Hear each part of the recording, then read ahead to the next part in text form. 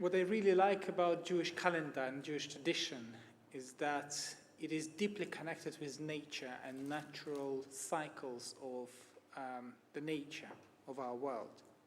A few days ago, if you were lucky and had a clear sky at night, you could see a new moon.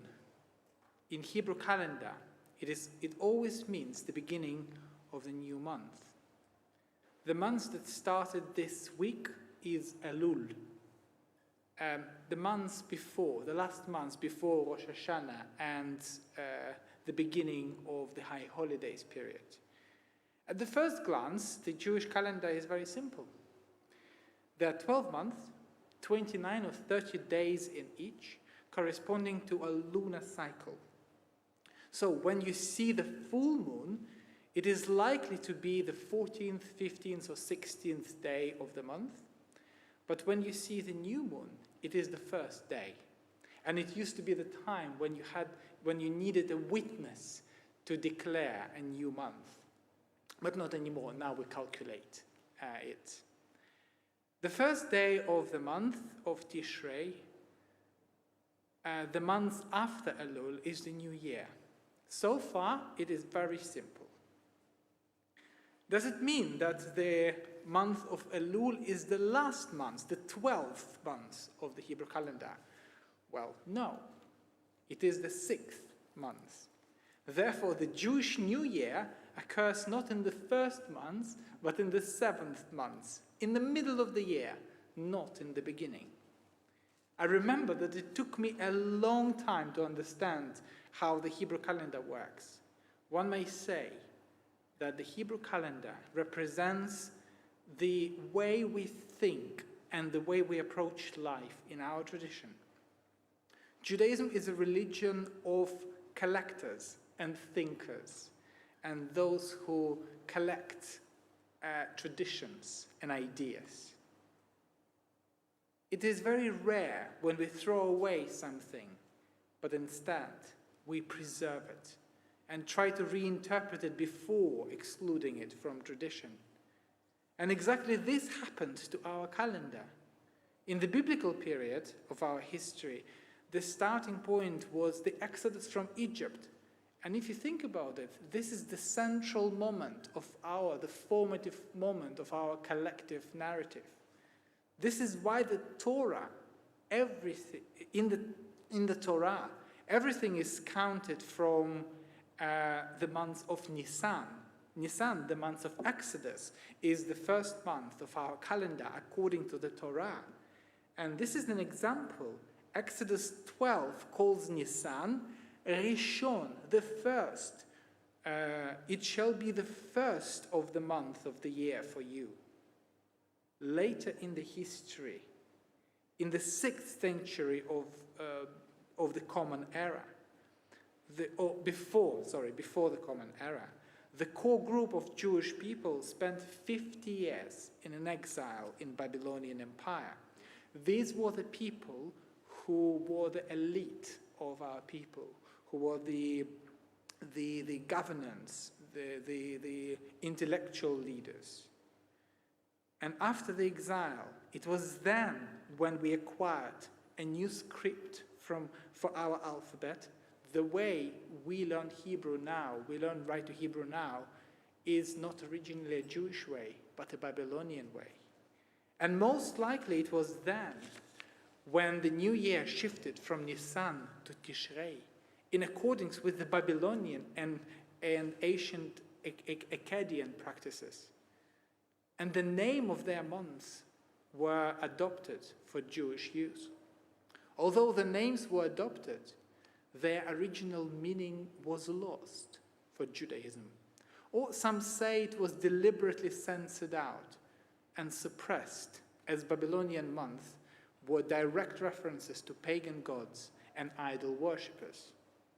Perhaps this is why there are no Jewish texts giving the origin and etymology of names of Hebrew months.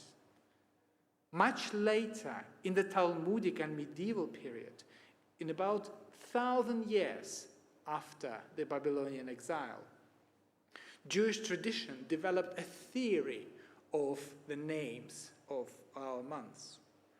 One such theory is, or even the best known teaching about the month of Elul, is that the 4 Hebrew letters of the month's name are an acronym from the verse in the Song of Songs.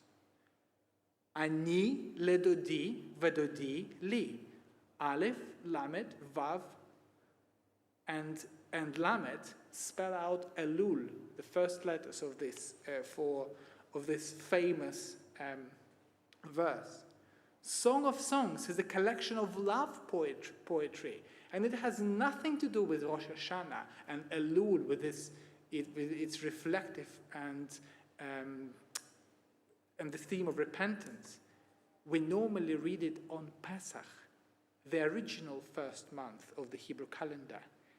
Perhaps it's a subtle hint to the original New Year. It is understood to be an allegory in which the lovers are God and Israel. Therefore, the month Elul is the time of recommitting to our relationship with God, re-establishing of our covenant. Another teaching attributed to Shner Zalman of Liadi, the founder of the Chabad Hasidic sect, compares God to a king who normally sits in his palace, far away, and he is very hard to reach and address. But during the month of Elul, the king comes out to the field and can be approached by any of his subjects directly. Both these teachings point to the idea that Elul is a time of divine closeness, a period when connection to God comes easier than at other times of the year. These metaphors encourage us to prepare for the direct encounter with God, or some people say, direct and open encounter with your true self. Another layer of metaphorical and philosophical understanding of Elul comes from the Torah portion that is read in the beginning of this month. In our case, it is Parashat Shoftim. It begins with what seems like a simple prescription for the establishment of a judicial system. The opening verse of the parasha reads, "Judges and officers you shall appoint for yourself in all your gates." Rabbi Alan Lew notes that the Hasidic Torah commentary, the famous Hasidic Torah commentary called Liturei Torah, reads this passage as an imperative of a very different sort, an imperative for inner mindfulness. According to this commentary, there are 7 gates, 7 windows, if you want, to our soul, to the human soul. We have 2 eyes, 2 ears, 2 nostrils, and the mouth. Everything that passes into our consciousness must enter through one of the gates. So at the deepest level, opening verse from Shoftim has nothing to do with establishment of a system of judges and courts, but deals rather with being mindful of the process of consciousness itself. In other words, our mind, our consciousness is like a palace with many gates and windows. The way we see and understand the world around us depends on how clear and clean these windows are, how wide these gates are open, and how wise and strong the gatekeepers. The month of Elul is a preparation to the deep reflective process of teshuvah, repentance, acknowledging and fixing our mistakes during Rosh Hashanah, Yom Kippur, and later on Sukkot. In order to do so, we need to approach our world with an open heart and use all our senses, all the windows, all gates, all doors, to understand ourselves, our inner world. The month of Elul, therefore, is the month that that begin to ask us simple questions.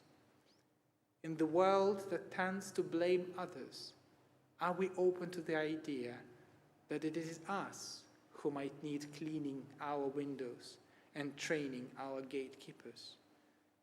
In the world that builds more and more walls, fences, and strengthens borders, are we open to the idea that it is us who need to change and not others?